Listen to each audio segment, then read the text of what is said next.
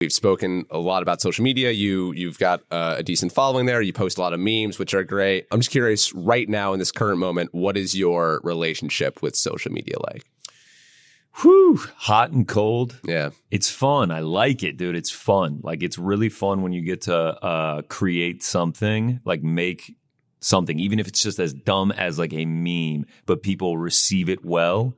Like, obviously, you know, there's the dopamine hit when you're getting a bunch of likes on something and people are telling you how great it is and stuff, especially when you spent time making it. You're like, man, that paid off. But yeah, then there's like what I was just saying about the negativity in the space. Like sometimes people can say some things and it's just like the classic, 50 comments of positivity. You're just like, cool. And then the one negative comment, it sits with you. So like, yeah, there's times where I'm on it way too much. Like, that's one thing. I need to be on it less. Yeah. How much time are you spending on a daily basis, do you think? Whew. I mean, between my computer and my laptop, like, man, 3 hours.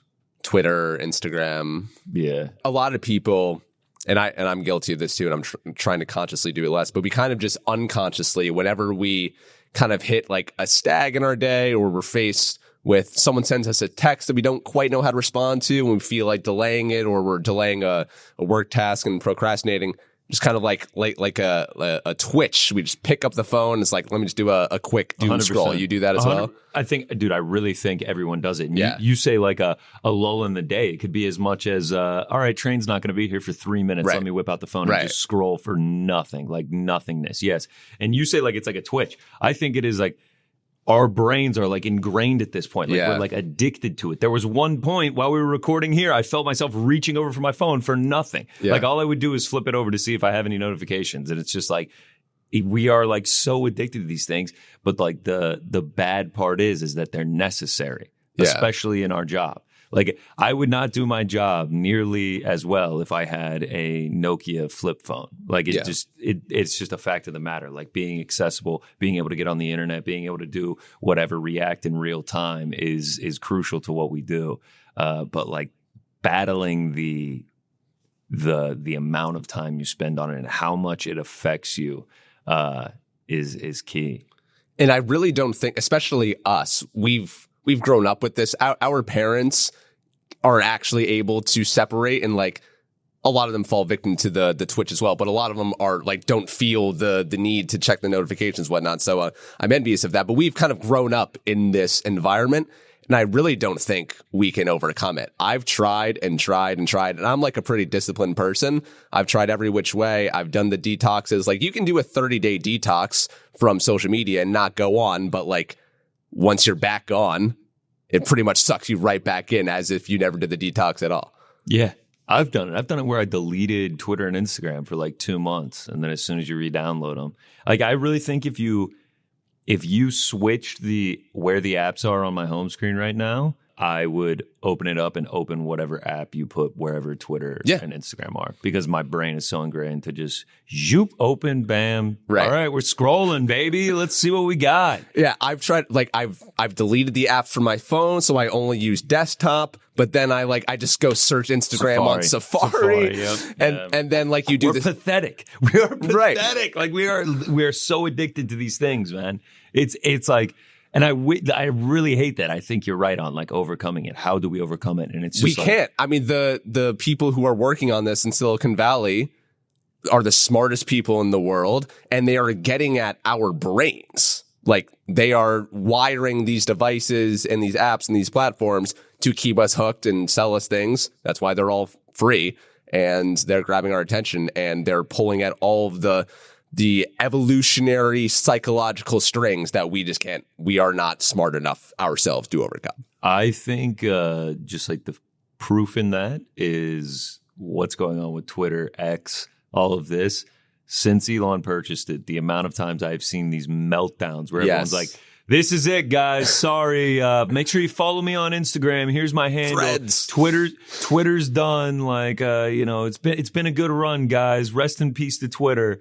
And me and my roommate, Devin, who works in social media as well, every time we see these, it's just like, all Elon has to do is keep the lights on at the app, and it will run itself. Yes. The content is provided by the users. You just have to make sure I can open the app, I can tweet, and I can scroll, and it will never fail. We're like too addicted to the clout. We got to see what's going on. A friend of mine is taking a hard break from Twitter right now, and he's asked me several times during this break. He's said, "What am I missed?" And I'm like, absolutely nothing. Nothing. I'm like, I could not even tell you one thing you've missed. I posted a dumbass meme of Alex Pereira.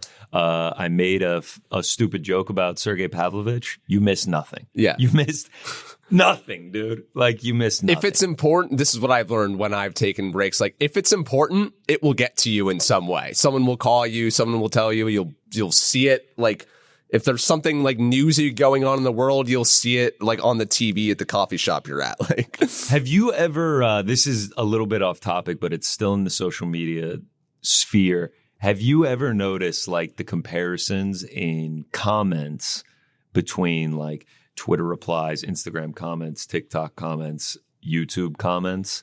Like, I've seen people do like side by sides of the same video posted on like an example that I saw lately. It was like one was on TikTok and everything's positive. One was on Instagram and it was just like, fuck this guy. Oh, really? Yeah, oh, that's interesting. I've never seen that before. Well, I mean, we had Aljamain Sterling on one time, and like we made an Instagram post about something that he said, and all the comments were wildly negative. And like it was just like, man, he's getting fried, and like he noticed that, and then we went on the YouTube and all the comments were positive, just like, man, love the guy, you know, like he's a humble man in defeat, like all these things. And then the Instagram was the exact opposite.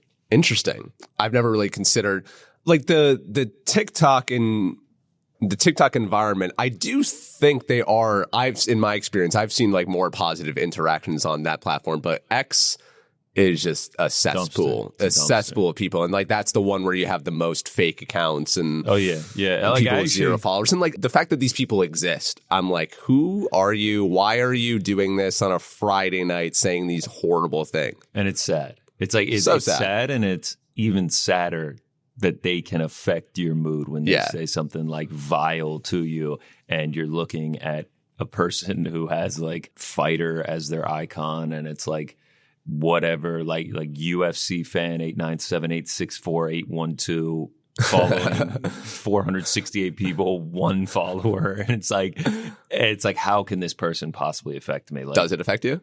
I mean, yeah, from time to time people will say things and it just kind of like will stick in the back of my head. I'll be like, oh damn, like fucking guy, like fuck that guy. Like yeah, I mean, yeah, it's human nature when someone like shits on you, and like you essentially, like, you can't win that battle with that person. What are you going to say to them? They're hiding behind a wall of anonymity. Yeah. Like, it's just like, what can you say back? You fire back. Now they have won by getting you to engage. And if you don't fire back, then you just sit on like, this is bullshit. Like, let this person say this like to me, person to person, and like we can actually have a discussion, which will just never happen with these people. So like, it's just it's a zero sum game there. Like, you're just not gonna win that. So like, you just kind of have to sit with your hands under your ass, and it's just like, I can't win this. I just have to ignore it.